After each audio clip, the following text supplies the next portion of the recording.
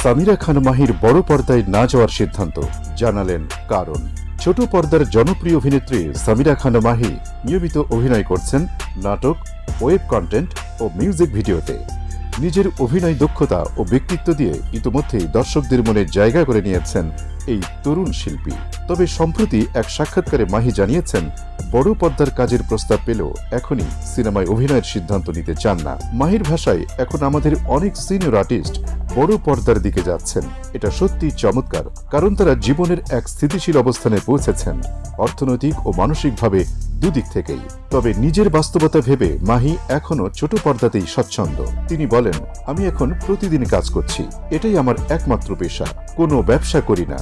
যদি হুট করে সিনেমায় যাই আর বছরে 1-2টি সিনেমা করি, তাহলে সেটা আমার জন্য অর্থনৈতিকভাবে টেকসই হবে না। অভিনেত্রীর মতে, নিয়মিত কাজ করেই তিনি নিজেকে সক্রিয় রাখেন। আমাকে সোশ্যাল মিডিয়ায় হয়তো অনেক অ্যাক্টিভ মনে হয়, কিন্তু বাস্তবে আমি খুব ইনডোর টাইপ মানুষ।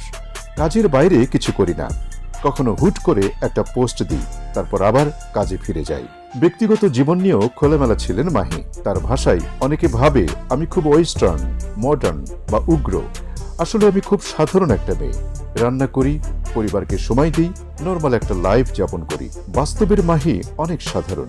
বর্তমানে তিনি একাধিক নাটক ও ওয়েব কন্টেন্টে অভিনয় করছেন। তবে ভবিষ্যতে যদি ভালো গল্প, শক্তিশালী চরিত্র এবং সঠিক সময় পান, তাহলে বড় পর্দায় অভিনয়ের ইচ্ছাও রয়েছে বলে জানিয়েছেন সামিরা খান মাহি।